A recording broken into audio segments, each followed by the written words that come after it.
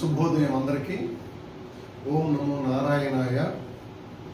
ఈ పూర్వపుణ్యము, ఏ యోగ బలము, పరమాత్ముని యొక్క కృప లేకపోతే ఈరోజు మనం శ్రీ మహాభాగవతంలోని ఈ సప్తమ స్కందంలో వచ్చే పరమ భాగవతోత్తముడైనటువంటి ప్రహ్లాదుని యొక్క దివ్య చరిత్ర వినే భాగ్యాన్ని అయితే పొందలేదు. భాగవతం అన్ని 12 స్కందాలు, ఏ స్కందానికి ఆ స్కందమే గొప్పది. కానీ భాగవతోత్తముల యొక్క భక్తిని కేవలం శ్రవణము ద్వారా, నామస్మరణ ద్వారా మనీషిగా పరమ భాగవతోత్తముడిగా సాక్షాత్తు శ్రీమన్నారాయణుని పాదాల వద్దకు చేరుకోవడానికి గొప్పదైన మార్గం చూపించే సప్తమ స్కందం భాగవతంలోకి ఈరోజు ప్రవేశిస్తాం. భాగవతం శ్రీ భాగవతం హరిచరితం నవరసభరితం, హరిచరితం నవరసభరితం. ఆ స్వామి యొక్క చరిత్రలో తెలుసుకునే ప్రయత్నంలో భాగంగా ఎండోమెంట్ ఆఫీసర్స్ సిలబస్ లో భాగంగా ప్రథమ స్కందం, ద్వితీయ స్కందం, తృతీయ స్కందం చెప్పేటప్పుడు చెప్పాను. సృష్టి మూలాన్నంతటినీ తెలియజేసే గొప్పదైనటువంటి భాగ్యం అది. చతుర్థ స్కందం పూర్తయింది. అక్కడ కూడా మనం చాలా విషయాలు తెలుసుకున్నాం. పంచమ షష్ఠ స్కందం దగ్గరకు వచ్చేటప్పటికి నిన్నను షష్ఠమ స్కందంలో 6వ భాగంలో సృష్టి రహస్యాలు, విశ్వరూపుడు, వృత్తాసురుడు, దధీచి ఈ ముగ్గురు మహనీయులు కారణ జన్ములని, వారి ద్వారా విశ్వజనీనమైన ఖగోళ రహస్యాలు ఏ రకంగా మనకి ఒక ఆధారభూతంగా మిగిలిందో నేర్చుకోండి. ఇక అంతవరకు పక్కన పెడితే ఈరోజు మనం చెప్పుకోబోయే ఈ సప్తమ స్కందం అండి, సాక్షాత్తు శ్రీ మహావిష్ణువు పరవశించిపోయి ఆ ప్రహ్లాదుని యొక్క గుణగణాలకు, నామ సంకీర్తనకు, మృదు మధుర బాల్య స్వరాలకు మురిసిపోయాడు స్వామి. అందుకే చెప్పాను చాలా సందర్భాల్లో మీకు, మద్భక్త ఎత్ర గాయంతి తత్ర తిష్టామి నారద. ముల్లోకాలను సంచరించి లోకాలలో ఉన్నటువంటి విషయాలను ఎరుకపరిచి లోక కళ్యాణం కోసం సంచరించే మహనీయుడు నారద మునీంద్రుల వారికి స్వయంగా విష్ణుమూర్తి వారు చెప్పారు. మద్భక్త ఎత్ర గాయంతి తత్ర తిష్టామి నారద. గాయంతి గానం చేస్తాను, నా నామాన్ని స్మరిస్తారో అక్కడ నేను తిష్ట వేసుకుని ఉంటాను నారద అన్న మాటకు సప్తమ స్కందం అక్కడ హిమాలయ పర్వతం మీద పెట్టిందండి. భక్తుల్ని తీసుకుని వెళ్ళి హిమవన్నగ పర్వతం పై నిలబెట్టింది. ఏమిటయ్యా ఈ భక్తుడి యొక్క ఘనత అంటే ఇంకేమీ లేదు. సర్వకాల సర్వావస్థల యందు స్వామి ధ్యానం, స్వామి యొక్క మధురమైనటువంటి నామస్మరణలో తరించిపోయే జీవుడు ఉత్తమ పరమపద సోపానాన్ని కల్పించబడతారని చెప్పడానికి సప్తమ స్కందం ద్వారా ఆ శ్రీమన్నారాయణ స్వామి వారు ఆడినటువంటి గొప్పదైనటువంటి లీలా మానుస విన్యాసం, గొప్పదైనటువంటి చరిత్ర ఇది. మొత్తం స్వామి యొక్క గుణగణాలను తెలియజేసే ప్రహ్లాదోపాఖ్యానము. జయులు, హిరణ్య కశ్యప, హిరణ్యాక్షులు, ప్రహ్లాదుడు, ప్రహ్లాద జననము, నరసింహావతారం. సృష్టిలో ఒక గొప్పదైనటువంటి లోక కళ్యాణం కోసం చేసే స్వామి ధరించి ఎన్నో అవతారాల్లో 2 రూపాలలో నరసింహుడిగా మన సింహాచలేశుడు నరసింహ ఆవిర్భావం, హిరణ్య కశ్యపుని యొక్క అంతంతో ఈనాటి మన సప్తస్కందం ముగుస్తుంది. మరి దీనికి కర్త కర్మ క్రియ ఎవరంటే స్వామి.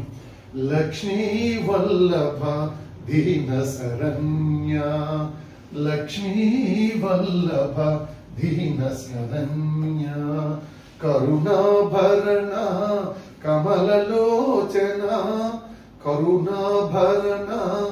కరుణకు సముద్రం వంటి వాడు, కరుణని ఆభరణంగా కలిగినటువంటి వాడు. తన భక్తులు ఎక్కడైతే ఎలుగెత్తి తన నామాన్ని కీర్తించి పిలుస్తారో అక్కడ వెంటనే స్వామి ప్రత్యక్షం అవుతాడని చెప్పడానికి భాగవతంలోని కొల్లలేని కథలు మనకి ఉదాహరణగా ఉన్నాయి. కరుణాభరణ కమలలోచన, కమలముల వంటి లోచనాలు కలిగినటువంటి మా స్వామి ఆ కమలాలంతటి మృదు మధురమైనటువంటి హృదయం కలవాడు, నవనీత హృదయుడు.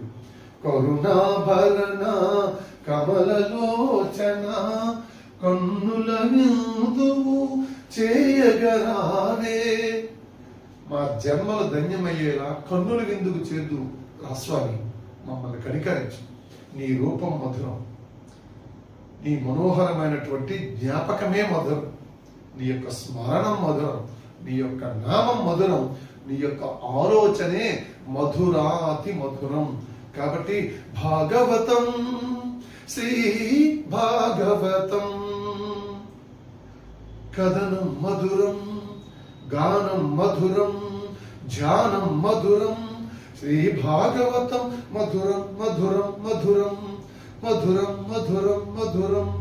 ఎందుకు ఇన్నిసార్లు మధురం అని చెప్తానంటే, ఒక్కసారి తాదాత్మ్యం చెంది స్వామి యొక్క నామస్మరణ మహోన్నతమైనటువంటి ఈ భాగ్యాన్ని పొందే ఆ అనుభూతి ఏదైతే ఉందో జన్మ జన్మలకు రాదు గాక రాదు. ఇది కేవలం ఇన్నిసార్లు చెప్తున్నారు, ఇందులో ఏముంది అనుకునేటువంటి సామాన్య మనసుతో చూడటం కాకుండా ఒక్కసారి లీనం అవ్వండి, సంలీనం అవ్వండి. మధురమే, అత్యంత మధురం. ఒకసారి ఆ అనుభూతి పొందినాక ఇన్నాళ్ళు ఎందుకు నా జీవితాన్ని వ్యర్థం చేశాను, చాలా కాలం గడిపేశాను అనేటువంటి ఒక బాధ మనకు కలుగుతుంది. జన్మదినోత్సవం చేసుకోవాలి, చేసుకుంటాం. కానీ ఒక్కొక్క జన్మదినోత్సవం గడుస్తున్న కొద్ది స్వామి మధురమైన నామస్మరణకు, స్వామి పాద సేవకు దూరం అయిపోతున్నామే, నా ఆయువు తగ్గిపోతుంది అనే భావన కూడా జన్మదినోత్సవం జరుపుకున్నటువంటి ప్రతి జీవి కూడా గమనించాలి. ఒక్కొక్క రోజు గడుస్తుంటే నీ యొక్క జీవితంలో ఒక అమూల్యమైనటువంటి నామస్మరణ పలికే భాగ్యాన్ని ఈ నోరు కోల్పోతుంది, ఆ స్మరణను ఈ హృదయం కోల్పోతుంది. కోల్పోయిన కాలాన్ని ఎవరు వెనక్కి తేలేరు కదా, సాక్షాత్తు బ్రహ్మైన he cannot bring back the time. కాబట్టి time and tide waits for none అని కూడా ఆంగ్లంలో ఒక మనకు సూక్తి ఉంది. ఎవరి కోసం ఆగవు. కాబట్టి ఆ సమయాన్ని ఏం చేయాలట, కన్నుల విందువు చేయగరావే. స్వామిని భక్తులు పిలుస్తున్నాడు. కన్నుల విందువు, కన్నుల విందు అయినటువంటి రూపం స్వామిని. ఓ నీల మేఘ శ్యామ అజాన బాహు అరవిందాయతాక్ష, కన్నుల విందువు చేయగరావే, ఆశ్రిత భవబంధ నిర్మూలన, ఆశ్రిత భవబంధ నిర్మూలన. ఆ శ్రీ మహావిష్ణువుని భక్తుడు ఎంతలా కీర్తిస్తున్నాడో చూడండి. ఎవరయ్యా ఆ భక్తుడు? పరమ భాగవతోత్తముడు. తలిచిన వెంటనే, తలుచుకున్న వెంటనే మన జన్మలను సైతం పావనం చేసే ప్రహ్లాదుడు, లక్ష్మీ వరదుని యొక్క గొప్పదైనటువంటి ఆశీస్సులు పొందినటువంటి భక్త ప్రహ్లాదుని యొక్క చరిత్ర మనం ఈరోజు తెలుసుకోబోతున్నాం సప్తమ స్కందం ద్వారా.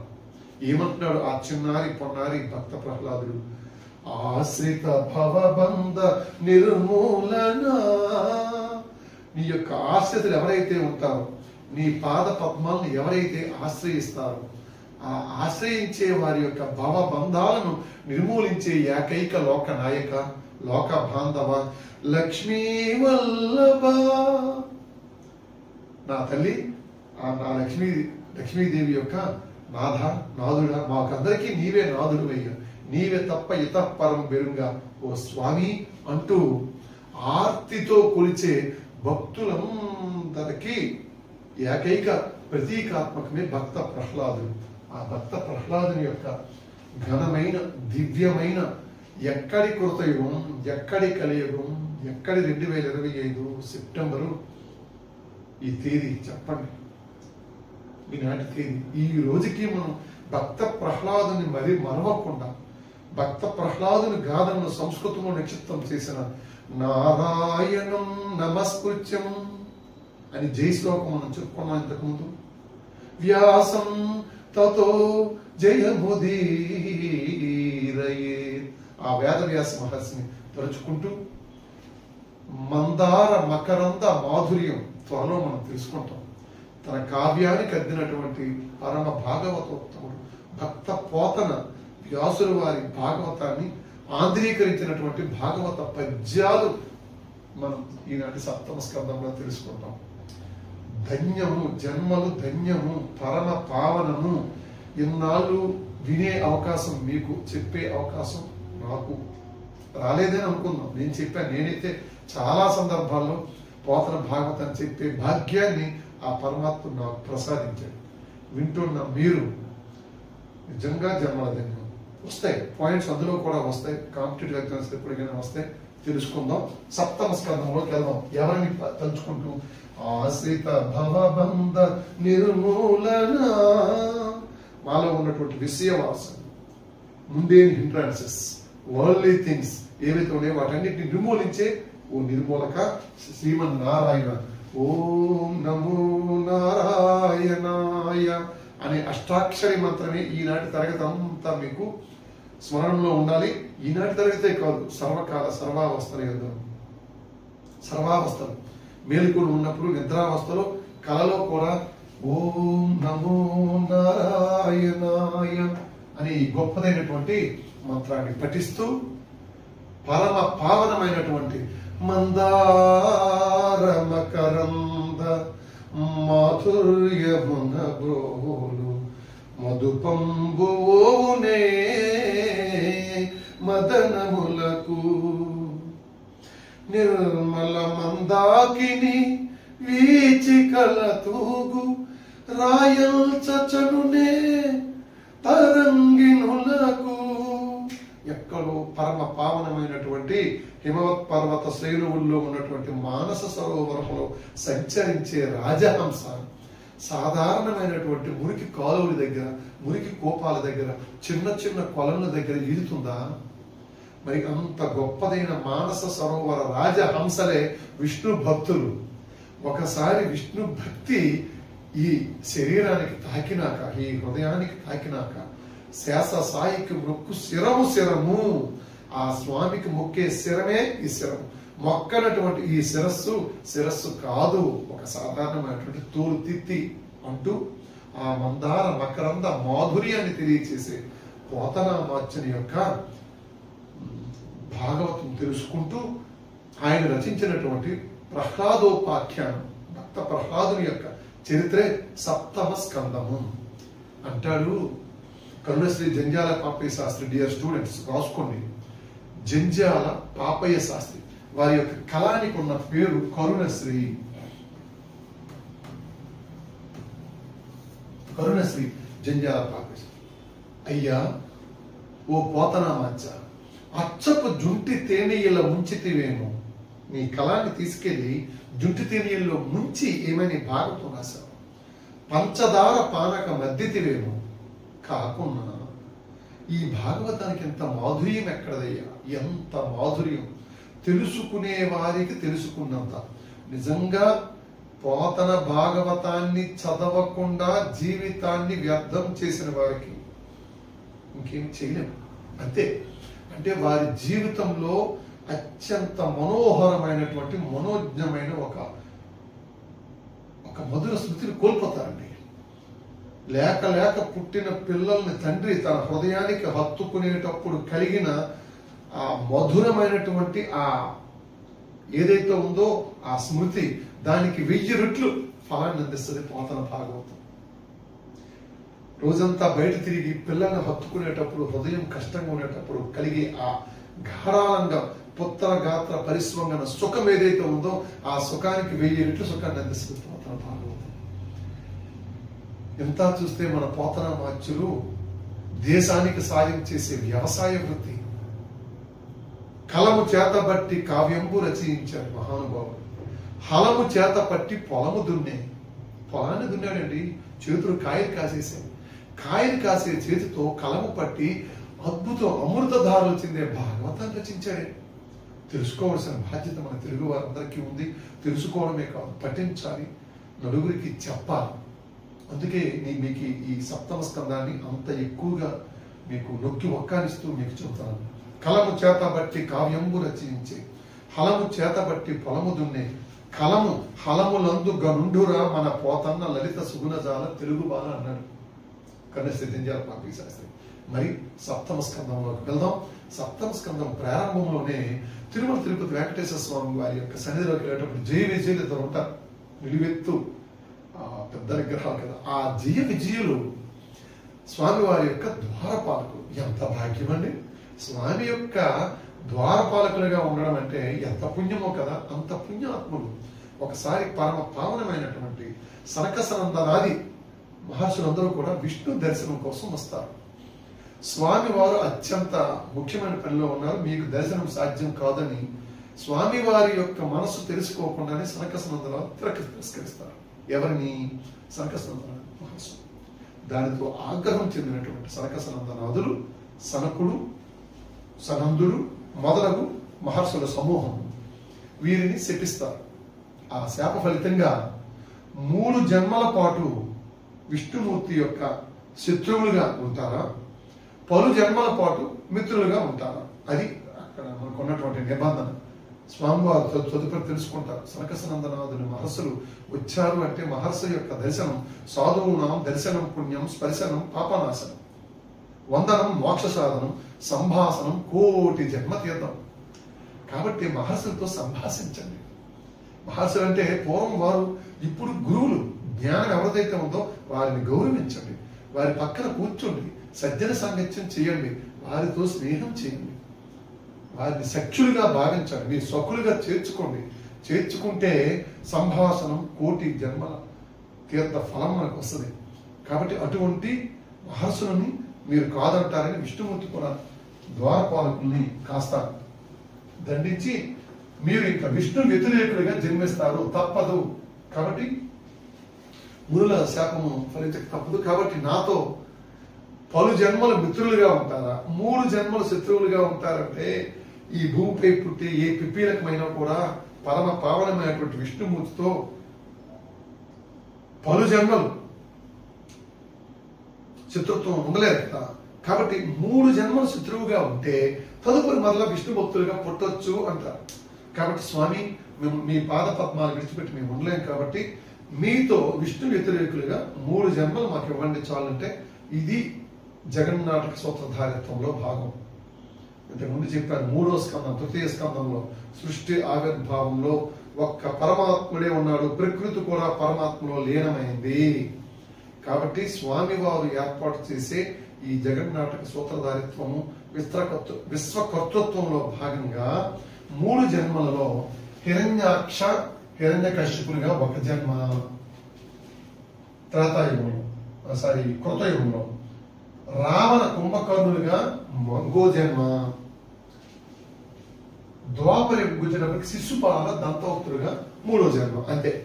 ఈ 3 జన్మలతో జయ విజయులు స్వామితో ఘోరమైన శత్రుత్వం చేసి చివరికి వారి చేతే నారాయణ నారాయణ నారాయణని పలికించాడు. అది స్వామి యొక్క మహిమ. ఈ 3 కూడా విష్ణు ద్వేషులు కదా, విష్ణు వ్యతిరేకులుగా జన్మించారు కదా. ఎవరు? హిరణ్యాక్ష హిరణ్యకశ్యపులు కృతయుగంలో, రావణ కుంభకర్ణులు త్రేతాయుగంలో, శిశుపాల దంతవక్తులుగా ద్వాపర యుగంలో. త్రేతాయుగమున శ్రీరాముడవై ద్వాపరమందున గోపాలుడవై ఈ యుగమందున వెంకటపతివై. మనందరినీ కాస్తున్నారు మన తిరుమల వెంకటేశ్వర స్వామి వారు. వెంకటాచల నిలయం వైకుంఠపురవాసం. ఆ వెంకటాచలపతిని దర్శించుకుందాం, జన్మలు ధన్యత గావించుకుందాం. కాబట్టి కృత త్రేత ద్వాపర యుగాల్లో 3 జన్మల్లో విష్ణు వ్యతిరేకులుగా జన్మించి ఆ విష్ణువు చేతిలో అంతమొందుతారు. ఇప్పుడు మనం కృతయుగంలో హిరణ్యాక్ష హిరణ్యకశ్యపుల గురించి తెలుసుకునేటప్పుడు భూమిని చెరపట్టి, భూమాతను చెరపట్టి అన్నకున్నటువంటి బ్రహ్మదేవుడు ఇచ్చినటువంటి వరం అత్యంత భయంకరమైన తపస్సు ఫలితంగా హిరణ్యకశ్యపుడికి బ్రహ్మదేవుడు ఒక వరం ఇచ్చాడు. ఆకాశంలో గాని, నేలపైన గాని, రాత్రి గాని, పగలు గాని, నదులతో గాని, వేరే ఇతర గంధర్వులతో గాని వరం లేని ఒక గొప్ప మహిమాన్వితమైన వరం పొందాడు హిరణ్యకశ్యపుడు. ఆ వరగర్వంతో సకల లోకాలను గడగడలాడిస్తున్నాడు. ఆ గడగడలాడించి ప్రపంచాన్ని భయభ్రాంతులకు గురి చేస్తున్నటువంటి హిరణ్య కశ్యపుని యొక్క శక్తిని చూసి తన తమ్ముడు, ఎందుకంటే తమ ఇంటిలో బంధువులకు బలం ఉంటే బలహీనుడు కూడా ఏ రకంగా శృతిమించుతాడో మనకు తెలియజేసే కథ హిరణ్యాక్షం. భూమాతను చెరపడతాడు. వెంటనే స్వామి చెప్పాను కదా, యజ్ఞ వరాహమూర్తి అవతారంలో హిరణ్యాక్షుని పట్టుకుని కొన్ని వందల సంవత్సరాల పాటు ఘోరమైన యుద్ధం చేసి సుదర్శన చక్రంతో తన్నాడుతాడు.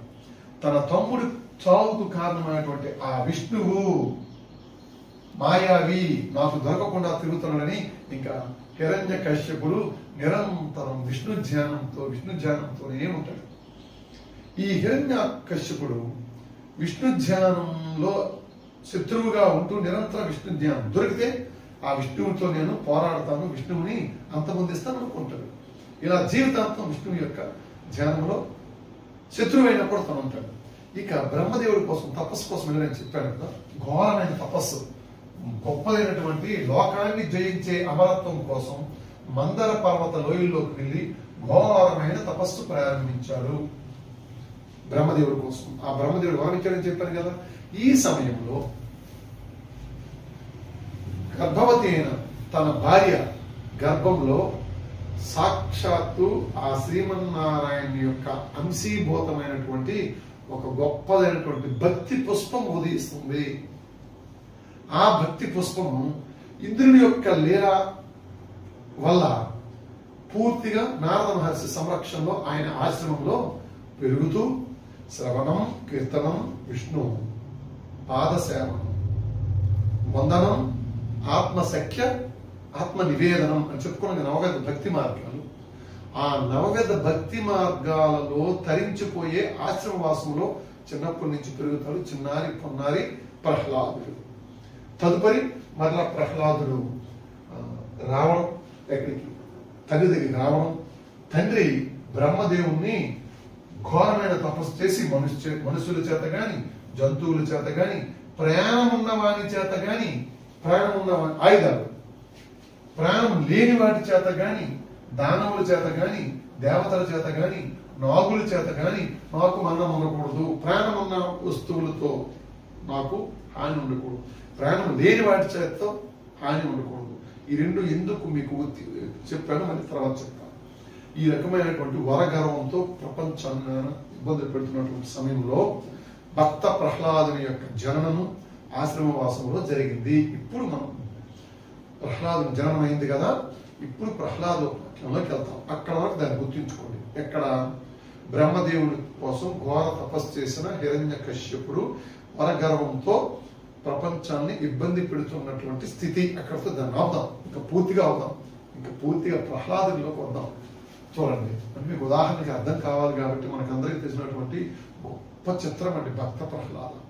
ఎంత పుణ్యం చేసి ఒక యజ్ఞంగా భావించి తీశారు. అందులో ఎస్వీఆర్ గారు హిరణ్య కశ్యపుడు చిన్నారి పొన్నారి ప్రహ్లాదుడి గారు, ఆమె హీరోయిన్. ఆమె ఆ చిన్నారి పాత్ర ఎంత అద్భుతంగా చేశారో ఒకసారి రూపం చూడండి. అయితే గురు ఆశ్రమంలో విద్యాభ్యాసం చేసుకుని ప్రహ్లాదుడు తండ్రి దగ్గరికి వస్తాడు. చూడండి తండ్రి ఎంత మృపంగా ఉన్నాడు. ఈ రెండు చూడండి, మీకు అందుకు 2 ఫోటోలు పెట్టాను. ప్రహ్లాదుడు గురువులు మంచి విద్య నేర్పారా నీకు అని చిన్నారి పొన్నారి ప్రహ్లాదుని తండ్రి హిరణ్య కశ్యపుడు అడుగుతున్నాడు. అవునాను గారు, నా గురువులు ఎలాంటి చదువు చెప్పారో మీరు వినాలనుకుంటున్నారా? నా గురువులు నాకు చాలా చక్కనటువంటి చదువు నేర్పారు అంటూ అంతకు ముందు ఏం చెప్తాడు?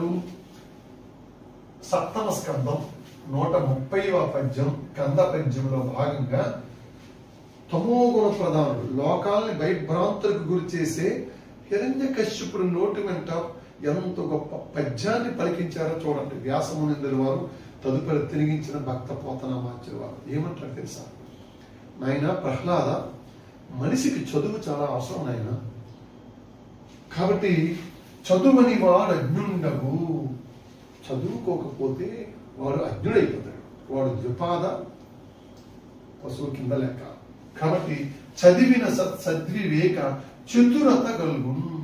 నువ్వు చదువుకున్నావా, చతురత కలుగుతుంది, నీలో విచక్షణ జ్ఞానం కలుగుతుంది, టాక్ట్ఫుల్నెస్ వస్తుంది, రిసోర్స్ఫుల్నెస్ వస్తుంది, విజ్డమ్ వస్తుంది, ఈ రైట్ యూసేజ్ ఆఫ్ నాలెడ్జ్ ఏంటో తెలుస్తుంది. చతురత, అది చతురత. చదివిన సద్వివేక చతురత కలుగు. కావున చదువు ఒక వలయును జనులకు. ఈ చదువు అనేది జనాలందరికీ చాలా అవసరము. ఇదే అందరూ చదవాలి, అందరూ ఎదగాలనే నినాదం అండి. ఎక్కడ కృతయుగం నాటి మాటని ఆధునిక యుగంలో, కలియుగంలో మన విద్యా సంస్థలో రాసుకుంటున్నాం. అందరూ చదవాలి, అందరూ ఎదగాలి. దీనికి మూలము, ఆలంబన మన భాగవతంలో ఉంది. మూలాలు అందరూ చదువుకోండి అని. అది మానేసి ఈ కాన్సెప్ట్ అంతా కూడా ఆధునిక కాలమే, అందరినీ చదవమని ఆధునిక ప్రభుత్వాలు చెప్పని మనం చెప్తాం. చూడండి, చదువు ఒక వలయును జనులకు. చదువు అనేది జనులందరికీ చాలా ఆవశ్యకము. జనులందరికీ చదువు ఆవశ్యకం. చదవండి. చదవకపోతే చదివితే ఏమొస్తుంది? చతురత వస్తుంది. చదవకపోతే ఏమవుతావు? అజ్ఞానిగా మిగిలిపోతావు అని ఎవరు చెప్పారు?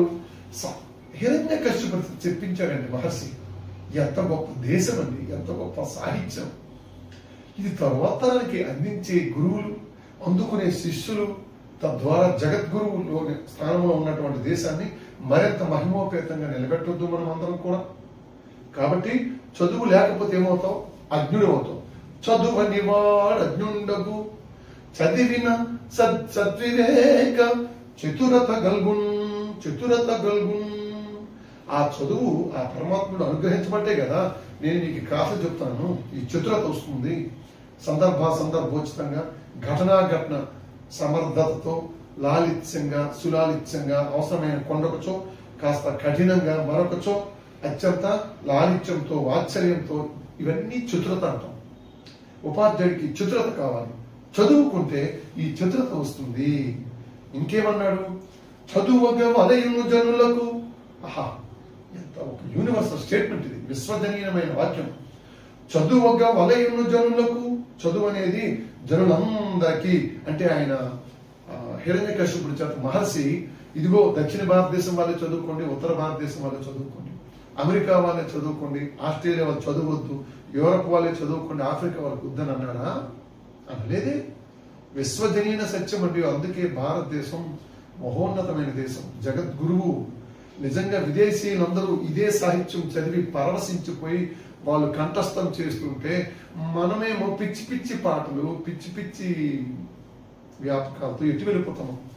ఎంతమంది ఇళ్లలో ఈరోజు భాగవతంలోని 7వ స్కంధంలోని ఈ 130వ పద్యం తల్లిదండ్రుల ముందు చెప్తున్నారా? చెప్పండి. తల్లిదండ్రులు, నేను పిల్లల్ని ఏమన్నాను?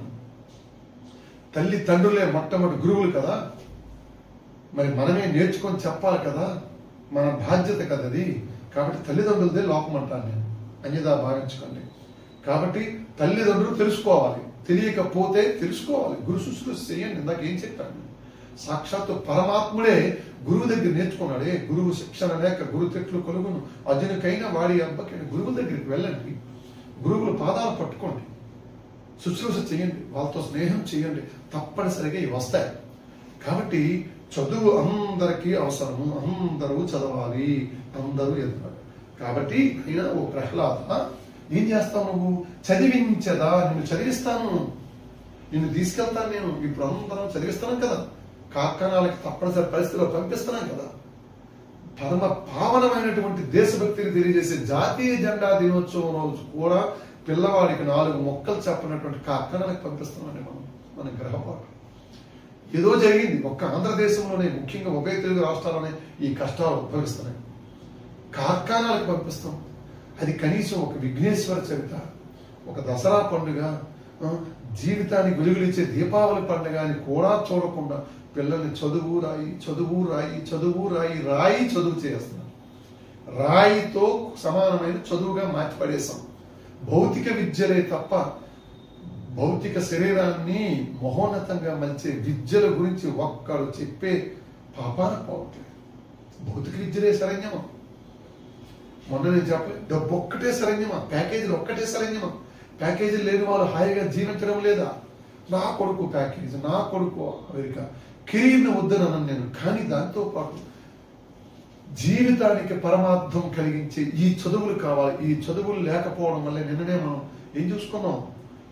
ఆత్మహత్య నిరోధక దినోత్సవం. ఒత్తిడికి గురవుతుంది భారతీయ యువత. గొప్పదైనటువంటి తీవ్ర ఒత్తిడికి లోనవుతున్నారు. ఆరోగ్య సమస్యలు వస్తున్నాయి. వాడి జీవితంలో వెలుగులు లేవండి, ప్యాకేజీలు తప్ప. వెలుగు ఎక్కడుంది? మెకానికల్ గా యంత్రంలా బతుకుతున్నాడు. వాడికి రసస్పందనలు లేవు, ఆనందం లేదు. ఇందాక నేను చెప్పలేదు, మందార మకరంద మాధుర్యంలో తేలే మహోన్నతమైనటువంటి భాగ్యాన్ని తరువాత తరానికి మనం అందించలేకపోతున్నాం. ప్యాకేజీతో పాటు ఈ భాగ్యాన్ని అందించు, వాడు జీవితానికి వెలుగు అవుతాడు. ఆ 2 సంవత్సరాలు ఇంటర్మీడియట్ విద్యలో కార్ఖానాలో పెట్టి పిల్లల కాళ్ళు చేతులు కట్టి రాయి చదువు రాయి చదువు రాయి చదువు తప్ప ఇంకొకటి లేదు. కేవలం 5% మంది విజేతల కోసం 95% మంది విద్యార్థుల యొక్క అన్ని కట్టి పడేస్తున్నారు. కట్టి పడేసి ఇంకేం లేవు భాగ్యం లేదు. ఇంకంతా అది వేరే విషయం, అటు వెళ్ళలేదు. కాబట్టి తల్లిదండ్రులు విధాయకంగా చదివించద ఆర్యులద్దా, చదివించండి, గురువుల దగ్గరికి తీసుకొని వెళ్ళండి, వెతకండి. భౌతిక విద్య చెప్పే గురువు కాదు, నిజమైన జగద్గురువు స్థానాన్ని అందించి ఏ విద్య చదివితే హృదయం ఒక్కసారి మనోల్లాసానికి గురవుతుందో అలాంటి విద్యను చదివించండి. కాబట్టి నేను చదివిస్తాను, చదువు ఓ ప్రహ్లాద అని తన లోపం ఏమీ లేదండి.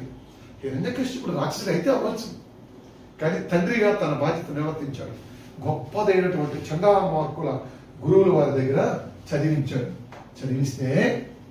చదివినాక ప్రహ్లాదుడు అడుగుతాడు ఒకరోజు.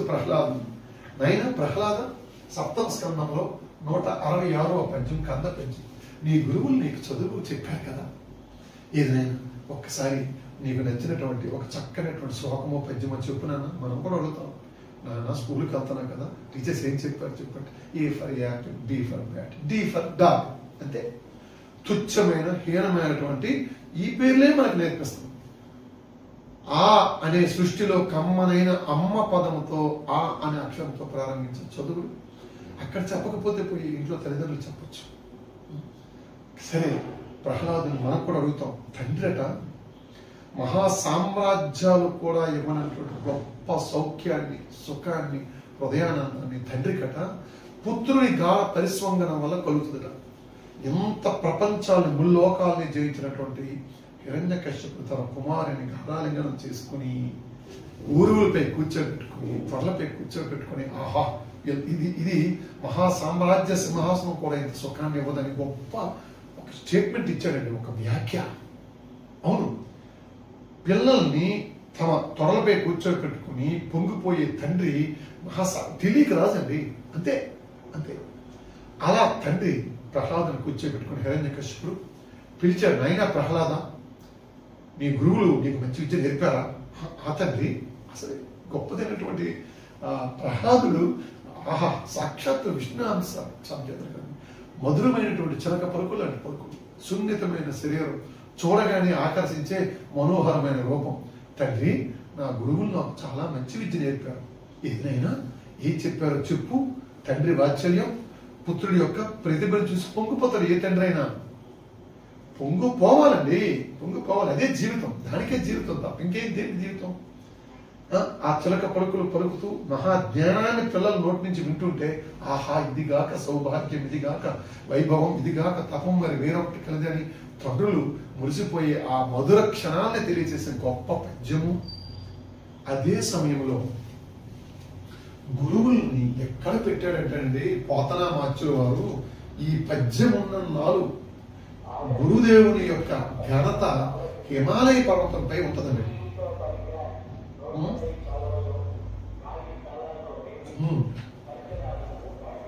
ఏమిటి ఆ పద్యం? డియర్ స్టూడెంట్స్, మీకు అందరికీ నేను రిక్వెస్ట్ చేస్తున్నాను, విజ్ఞప్తి చేస్తున్నాను, ఈ తరగతి అయిపోగానే మీకు కంఠస్థం వచ్చేయాలి. మరి ఇందులో రాయితీ రేట్లేవు. అంత గొప్ప పద్యం ఇప్పుడు కాదు, దశాబ్దం తర్వాత అలానప్పుడు మా సార్ చెప్పారు, నిజంగా ఆయన మాకు ఎంత మేలు చేశాడు అంటారు. నోట్ చేసుకోండి. ఏం చెప్పాడు?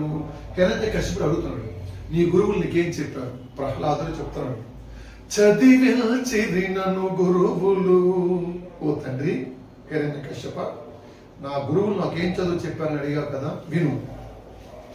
చదివించిరి నన్ను గురువులు చదివితి నే చదివితి ధర్మార్థ ముఖ్య శాస్త్రంబుల్. నా గురువులు నాకు చెబితే నేను చదివితి, నేను చదువుకున్నాను. ఏం చదువుకున్నాను? నే చదివితి ధర్మ అర్థ ముఖ్య శాస్త్రంబుల్. ఏం చదివాడట మన ప్రహ్లాదుడు? మీకులాగే చిన్నారి కొన్నారి ప్రహ్లాదుడు ధర్మ అర్థ ముఖ్య శాస్త్రాలన్నీ చదివేశాడు. నే చదివినవి గలవు పెక్కులు. ప్రహ్లాదుడు అనే నేను నే చదివినవి గలవు పెక్కులు బహుముఖాత్మకమైన గ్రంథాలు చదివేశాను. నాకెవరు చెప్పారు? మా గురువులు చెప్పారు. నే చదివినవి గలవు పెక్కులు. ఈ చిట్ట చివరలో ఏముందండి? అద్భుతం. నే చదివినవి గలవు పెక్కులు చదువులలో మర్మమెల్ల చదివితి తండ్రి. చదువులలో మర్మమెల్లానే చదివేసుకోండి. మొత్తం చదువులలో ఏ రహస్యాలు, సూక్ష్మాలు, తత్వ, తాత్విక, సాంఖ్య, గణిత, సామాజిక అన్ని శాస్త్రాలు చదివేశాను. నన్ను చదివించారు నా తండ్రులు. అంటే తండ్రి పొంగిపోరండి. ఇప్పుడు ఈ పాఠం వింటున్నటువంటి తండ్రులు ఎంతో మంది పొంగిపోరు. నేను చెబుతున్న ఈ పాఠాన్ని విని నా తండ్రి పొంగిపోడు. నా కొడుకు చేత ఇంత మంచి చక్కనటువంటి పలుకులు ఆ పరమాత్ముడు పలికిస్తున్న నా తండ్రి పలికించుకోడా? హిరణ్యకశ్యపుడు కూడా అలాగే పొంగిపోయాడు. నాయన ప్రహ్లాద, ఎంత చక్కని పద్యంతో ప్రారంభించావు. నీ గురువులు అంత గొప్ప విద్య చెప్పారా? ధర్మ అర్థ ముఖ్య శాస్త్రాలన్నీ చెప్పారా? మరి చెప్పినాక చదువుల్లో మర్మం ఎలా చదివావా? అవును తండ్రి చదివానంటే అయితే ఏదైనా ఆ మర్మాలు తెలియచేసే ఒక పద్యాన్ని చదువంటే ఇక్కడతో ప్రారంభం అవుతుంది. అసలైన సప్తమ స్కందము ఘర్షణ ఇక్కడతో ప్రారంభం. ఇంతవరకు తండ్రి కొడుకు ప్రేమామృతం చూసాం. ఈ ఒక్క సప్తమ స్కందములోని 142వ ఉత్పలమాలలో భక్త పోతనామాత్యులు రాసినటువంటి పద్యంతో ప్రారంభమవుతుందండి విష్ణుభక్తి. తండ్రి పద్యం కదా. ఎల్ల శరీరధారులకు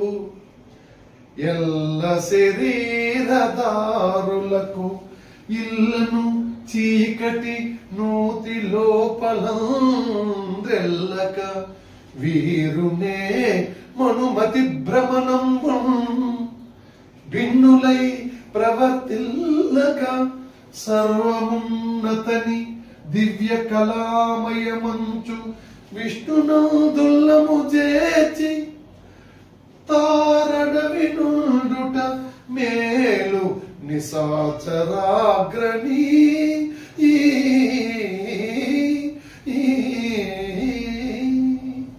ఇదండి ఆ సర్వము తానే అయిన ఆ విష్ణువు తలంచుకుంటూ కారడుగులో ఉంటే చాలు తండ్రి. ఎల్ల శరీరధారులు, శరీరం ధరించే ప్రతి ఒక్కరూ ఇళ్లను చీకటి నూతి లోపలుంద్రెల్లక. ఇప్పుడు జరుగుతున్నది అదే. పరమ పావనమైనటువంటి విష్ణునామాన్ని విడిచిపెట్టి ఎక్కడికెక్కడికో పరిగెడుతున్నాం. చీకటి నూతిలో పడిపోయి బావిలో కప్పలా ఉంటున్నాం. ఇదే ప్రపంచం అనుకుంటున్నాం. ఆదివారం వచ్చిందంటే ఇంకా 4 ఫ్యామిలీ ప్యాక్ బిర్యానీ, కాంబో కోకో, ఇంతే అయిపోయింది జీవితం అనుకుంటున్నాం. అది అయిపోయినాక అలా కప్పలాగా పరుగుపోవడం, ఇదే జీవితం అనుకుంటున్నాం. ఇది కాదు జీవితం. స్వామి నామస్మరణ తెలియచేయాలి కాబట్టి చెబుతాను. ఏముంది జీవితం? ఆదివారం రాగానే విలాసం, వీకెండ్ సంస్కృతిలా. ఆ వీకెండ్ కాస్త శృతి మించి కాస్మోపాలిటన్ నగరాల్లో ఎటువంటి సంస్కృతి ఉందో తెలుసా డియర్ స్టూడెంట్స్? పబ్ కల్చర్ కాస్త డ్రగ్ కల్చర్ కాస్త క్రిమినల్ కల్చర్ కాస్త సూసైడ్ కల్చర్. నిన్నే కదా డే జరిగింది. ఆత్మహత్యలకు ఎందుకు ఈరోజు యువత ఎంత ఎక్కువగా తెగబడుతున్నారంటే suicide is a permanent solution for a temporary problem. సాధారణంగా వచ్చే ఒక తాత్కాలిక సమస్యకు శాశ్వత పరిష్కారం నేటి యువత అందిస్తున్నారు. ఇలాంటి చదువులు చదివితే స్థిమితత్వం వస్తుంది, స్థిరత్వం వస్తుంది, జీవితం పట్ల అవగాహన వస్తుంది, జీవితాన్ని సంపూర్ణంగా ఆఘ్రానించాలి అని వస్తుంది. జీవితాన్ని మధ్యలో తుడుచుకోవాలన్న ఆలోచన రాదు. అది చిన్నారి పొన్నారి ప్రహ్లాదుడు ఎప్పుడైతే సర్వము ఏమన్నాడు, సర్వమున్నతని దివ్య కళామయము, ఆయన యొక్క కళామయం ఇది, సర్వము సకలం ఆయన సృష్టిది. ఎవరైనా విష్ణునందుల్లమును తెచ్చి ఆ విష్ణు పరమము పావనమైనటువంటి శ్రీమన్నారాయణని మనస్సులో తలుచుకుంటే అది చాలు తండ్రి అనగానే అయిపోయిందండి ఎడబాటు. హిరణ్యకశ్యపుడికి ప్రహ్లాదుడికి శత్రుత్వం వచ్చింది, విష్ణు భక్తుడికి విష్ణు వ్యతిరేకికి. ఆ రకంగా తొలి పద్యము తన తన చదువు యొక్క ఘనతను ప్రదర్శించమంటే ఎలాగెప్పుడు ప్రదర్శించాడో హిరణ్యకశ్యపుడికి శరీరం అంతా దగదగమైపోయింది. ఎందుకంటే పుట్టుకతోనే విష్ణు ద్వేషి, విష్ణు విగ్రహాన్ని తొలగించాడు. విష్ణు పూజ లేకుండా తన ప్రపంచమంతా తన తన రాజ్యమంతా కూడా హిరణ్యకశ్యపుడికి నామాలు చేసి స్తోత్రాలు చేయాలనేటువంటి వ్యక్తి. ఇది కాదు కుమారా, నీవు చేస్తుంది తప్పు, విష్ణువు మనకి శత్రువు, నీకు కావాలనుకుంటే మనం పరమ పూజ్యమైనటువంటి నాకు ఇష్టమైనటువంటి పరమశివుని ధ్యానించు, ఇంకొక పద్యం చెప్పు అంటే అప్పుడు చెప్పాడండి. ఇంకొక పద్యాన్ని చెప్పు, ఇంకొక నీ చదువుతాలకు ప్రజలు ఇంకొకటి చెప్పు అంటే ఇది నిజంగా చరిత్రలో, తెలుగు సాహితీ చరిత్రలో సువర్ణ అక్షరాలతో లిఖించదగ్గ పద్యం ఆయన. నిజంగా మరి మీరు ఇది కూడా కంఠిస్తున్నారా? సప్తమ స్కందంలో 150వ పద్యాన్ని పోతనామాచ్యులు వారు ఎంత అద్భుతంగా రచించారో. ఏలు మధుపంబువోనే మదనములకు, దీని అర్థం ఏమిటంటే అసలైన జ్ఞానం ఏమిటో తెలిసిన వాడు, అసలు ఏది జీవితమో తెలిసేవాడు, ఏది చదువో తెలిసేవాడు ఇతర విషయాల పక్క వెళ్ళడు. అసలు దాని యొక్క విలువ తెలియనటువంటి వాడు ఇందులో ఏముంది అనుకుంటాడు. జ్ఞానము తెలియాలి అంటే ఈ పద్యం తెలుసుకోవాలి. నిర్మల మందాకిని వీచికల తూగు రాయంచనునే తరంగినులకు లలిత రసాల పల్లవ కాది చొక్కు కోయిల చేరునే కుటజములకు.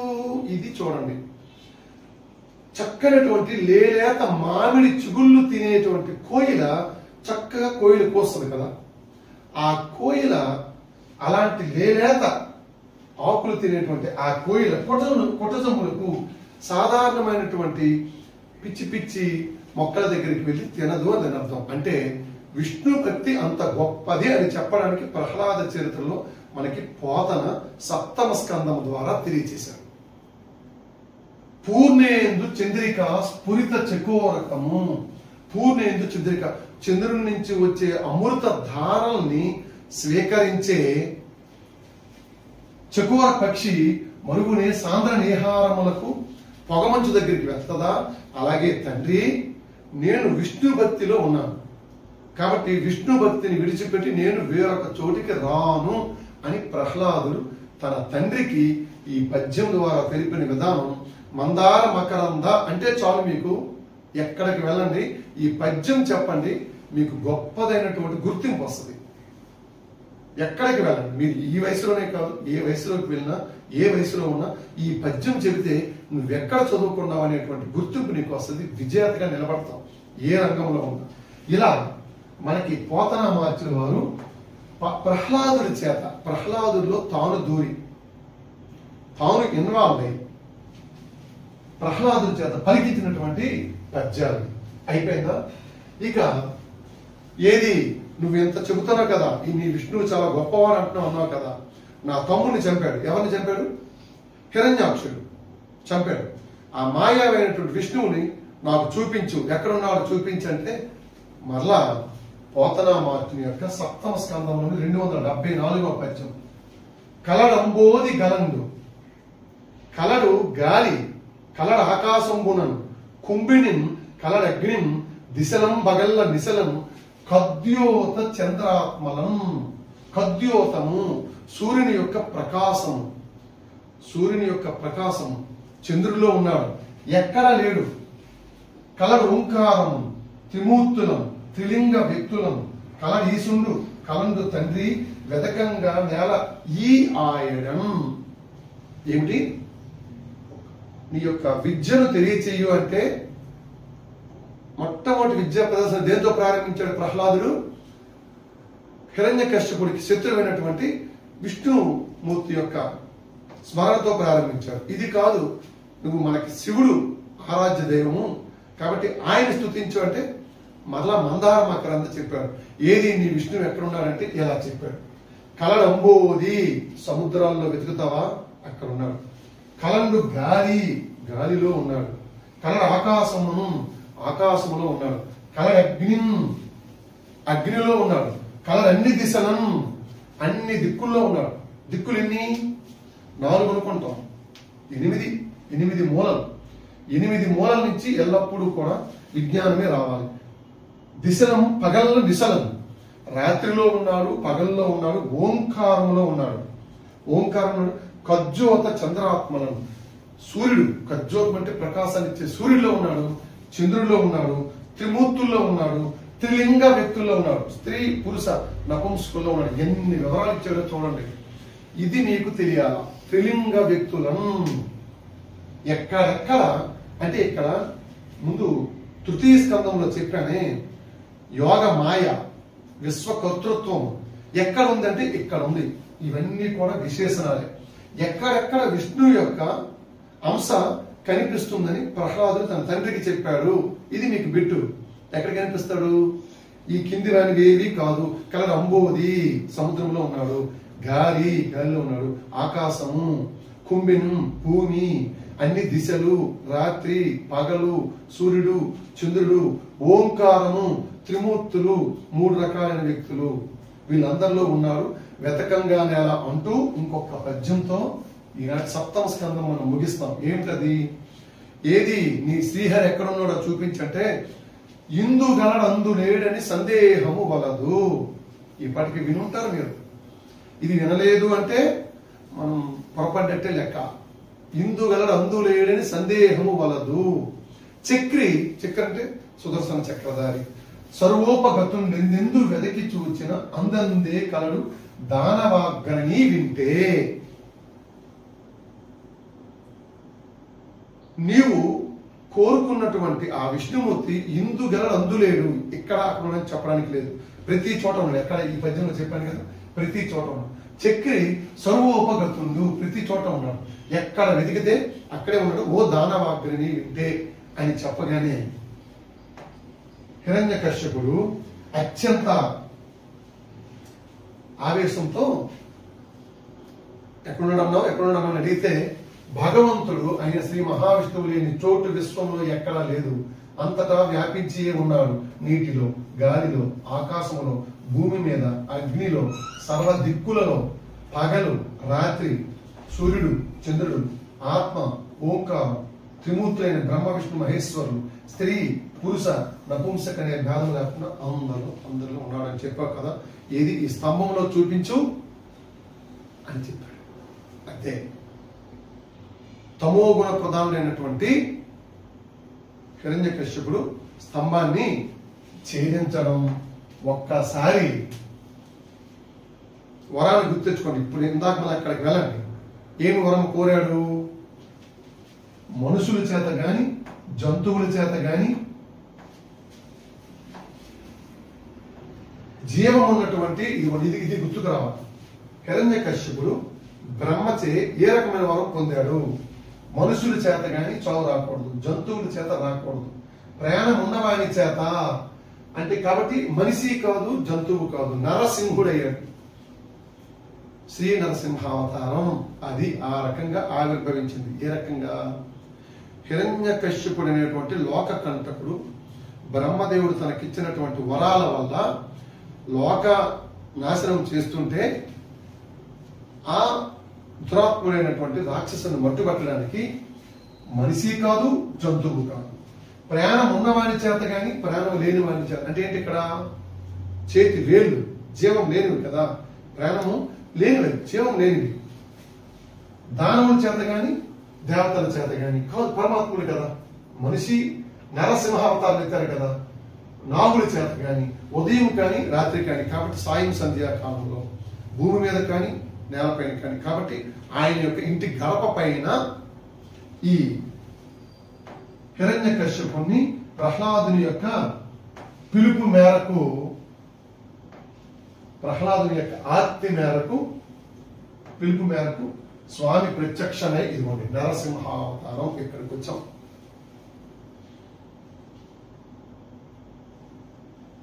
ఏ రకంగా అంతమొందించారో తెలియచేసే గొప్పదైనటువంటి చిత్రం నరసింహావతారం. ప్రహ్లాదుని యొక్క గొప్పదైనటువంటి భక్తికి మెచ్చి నరసింహ అవతారంలో లోక కంటకుడైనటువంటి హిరణ్యకశ్యపుని పగలు కాదు, రాత్రి కాదు, జీవం ఉన్నవి కావు, జీవం లేనివి అంటే గోళ్ళు, చేతి గోళ్ళతో గడప పైన, ఇంటి గడప పైన అంటే నేల కాదు, ఆకాశం కాదు, దానవ సంహారం చేసినటువంటి శ్రీ మహావిష్ణువు యొక్క ఒక గొప్పదైనటువంటి అవతారంతో ప్రహ్లాదుడి కోసం పుట్టినటువంటి నరసింహస్వామి రాక్షసుడైనటువంటి హిరణ్యకశ్యపుని అంతమొందించడంతో ప్రహ్లాదోపాఖ్యానం పూర్తవుతుంది. అయితే చివరిగా ఈ సప్తమ స్కందము ద్వారా స్వామి మనకి ఏం చెప్తున్నారు? నవవేద భక్తి మార్గాలు శ్రవణం, కీర్తనం, స్మరణం, సేవనం, వందనం, దాస్యం, సఖ్యం, ఆత్మ నివేదనం. ఇంతకుముందు మీకు నేను చెప్పాను. నవవేద భక్తి మార్గాలు, నవవేద భక్తి మార్గాలు ఏమిటంటే శ్రవణం, కీర్తనం, విష్ణువు. ఇది మనకి రావాలి. అయితే అయిపోయింది. స్వామి ఉగ్రమైనటువంటి రూపముతో హిరణ్యకశ్యపుని అంతమొందించాడు. ఆ ఉగ్ర రూపాన్ని తట్టుకోలేక లోకాలన్నీ తరలితే అప్పుడు బ్రహ్మాది దేవతలు, నాయన ప్రహ్లాద, నీ కోసమే, నీ యొక్క నామస్మరణ కోసమే నరసింహస్వామి అవతారం దాల్చారు. కాబట్టి నీవే మరలా స్వామిని శాంతింపజేయాలి అంటే స్వామి కీర్తన గుణగానం ప్రహ్లాదుడు చేయగానే స్వామి శాంతించి ఏం వరం కావాలో కోరుకో నైనా ప్రహ్లాద్ అంటే ప్రహ్లాదుడి యొక్క చూడండి ఆ సత్వగుణం. తండ్రి నిరంతరం జీవితాంతం నీ యొక్క ద్వేషి అయి నీ నామాన్ని జపించాడు నా తండ్రి. కాబట్టి నా తండ్రికి మోక్షం ఇవ్వు అంటే స్వామి చెప్పిన ఈ ఒక్క మాట వినండి. దీంతో సప్తమ స్కందం మనకి ముగుస్తుంది. ప్రహ్లాద, నీ తండ్రి హిరణ్యకశ్యపుడు ఎంతో మంది ఋషులు తపఫలంగా కూడా చూడలేని అత్యంత చేరువుగా నన్ను చూశాడు కదా. స్వామి పరమలోకాల్ని ఏలేటువంటి విష్ణుమూర్తి యొక్క పాదాల పైన పెట్టుకున్నారు కదా. స్వయంగా తన పవిత్రమైన చేతులతో చీల్చారు కదా. దుష్ట శిక్షణే, కానీ దుష్టుడైనటువంటి వాడు స్వామి యొక్క ఒడిలోకి వచ్చాడు కదా. పాప భీతితో, మరణ భీతితో స్వామి వారిని అలా కల్లారా చూశాడట. అప్పుడే నీ తండ్రికి మోక్షం ప్రసాదించాను అని స్వామి చెప్పడంతో ఈ సప్తమ స్కందం మనకి పూర్తవుతుంది. ఇది పూర్తిగా పోటీ పరీక్షలకు అన్ని అవసరం అవుతాయని కాదు, కానీ మీ జీవితంలో మరలా ఇలాంటి ఒక సప్తమ స్కందంలో ఉన్నటువంటి అంతరార్థాన్ని గ్రహించే అవకాశం రాదు. కాబట్టి తెలియచేస్తూ ఇందులో మీకు ఏ అంశాలు ఎలా బిట్లుగా వస్తాయో నెక్స్ట్ మీకు మెటీరియల్ రూపంలో ఇస్తాను. మెటీరియల్ రూపంలో ఇచ్చే ముందు అష్టమ స్కందంలోకి మనం వెళ్తాం. అష్టమ స్కందం 8వ భాగం. 8వ భాగం కూడా గజేంద్ర మోక్షం అనే గొప్పదైనటువంటి పరమ పావనమైనటువంటి అంశం. మరి మీరందరూ కూడా ఎలాగా ఇప్పుడు ప్రస్తుతం చూశారు కాబట్టి మొత్తం ఈ సప్తమ స్కందం అంతా భాగవతంలోని ఈ సప్తమ స్కందం అంతా మహావతార నరసింహ వచ్చింది కదా. అందరూ కూడా ఆబాల గోపాలం చూస్తున్నారు. ఎందుకంటే కథ భారతీయ యొక్క జీవితాలు ఎలా పెనవేసిపోయో తెలియజేసేటువంటి భారత భాగవత కథలు కాబట్టి దాన్ని ఒకసారి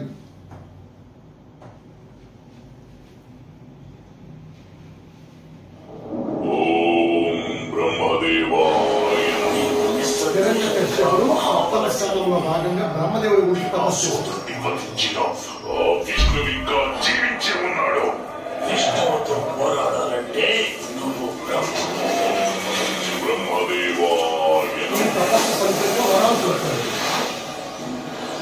హిరణ్యకశిప కోరుకో, నీకేమని కావాలో కోరుకో. అన్నీ కావాలి. ఓ బ్రహ్మదేవా, నాకు వరమివ్వండి. ఈ సృష్టిలో నీచే సృష్టించబడిన ఈ జీవన మరణం సంభవించాలి. నా మరణం పగలు కానీ రాత్రి కాదు. నా మరణం లోపల కానీ వెలుపల కానీ శస్త్రాల వల్ల కానీ సజీవ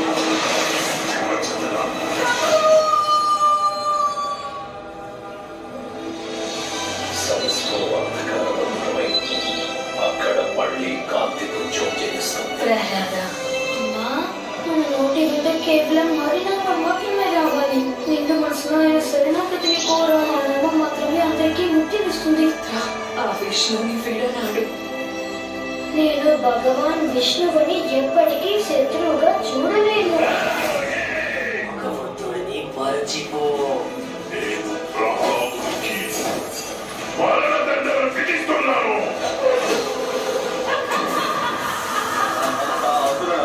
ఇటువంటి పిచ్చి ఆటలు గురుకులంలో ఆడకూడదు. ఆయన ఎలా కోరుకుంటే అలా నాతో వ్యవహరించగలరు. ఎందుకంటే ఆయన ప్రతి పరిస్థితుల్లోనూ నా స్వామియే. ఈ రోజే తేలిపోవాలి.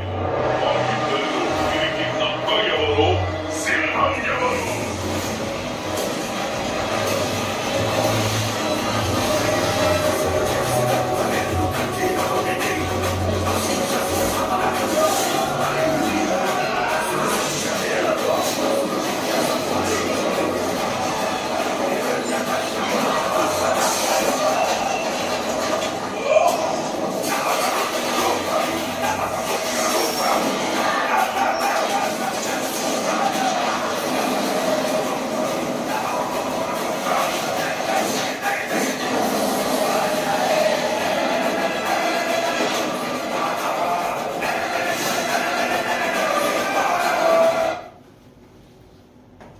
కేవలం ఒక 2 నిమిషాల్లో భాగవతంలోని సప్తమ స్కందం మొత్తం మీకు తెలిసింది. సప్తమ స్కందం మొత్తం మీకు దీని ద్వారా తెలిసింది. ఎలా బ్రహ్మదేవుడి గురించి హిరణ్యకశ్యపుడు తపస్సు చేయడం, ఘోర తపస్సు చేయడం, బ్రహ్మ అతనికి వరం ఇవ్వడం చెప్పాను. అది ఆ వర ఫలితంగా ప్రపంచాన్ని ఇబ్బందులకు గురి చేయడం, ప్రహ్లాదుడు జన్మించడం, తనకి శత్రువైన విష్ణు భజనలో ప్రహ్లాదుడు తరించడం, తట్టుకోలేక హిరణ్యకశ్యపుడు ప్రహ్లాదుని అనేక చిత్రహింసలకి గురి చేయడం, వాటన్నిటికీ వెనక నాకు స్వామి ఉన్నాడు అని విష్ణునామాన్ని ప్రహ్లాదుడు జపించడం, ఇది కూడా భరించలేనటువంటి తండ్రి అని మర్చిపోయి చిట్ట చివరకు ఏనుగులతో తొక్కించి కొండల మించి పడేసి సముద్రంలో పడేసి పాములతో కల్పించినా కూడా అన్ని విషయాలలో కూడా రక్షకుడిగా శ్రీ మహావిష్ణువు ఉండడం చూసి తట్టుకోలేక ఏడి నీ శ్రీహరిని నాకు చూపించంటే ఇందుగలడు అందులేడని ఏ రకంగా ప్రహ్లాదుడు చేశాడో ఇవన్నీ నరసింహ అవతారం దాల్చి హిరణ్యకశ్యపుని అంతమొందించాడో ఇక్కడతో ప్రహ్లాదోపాఖ్యానం పూర్తవుతుంది. ఇది భాగవతంలోని అత్యంత విలువైనటువంటి సప్తమ స్కందం. ఓకే, ఓం నమో నారాయణాయ. రేపటి క్లాసులో మిగిలిన అష్టమ స్కందం గురించి తెలియజేసుకుందాం.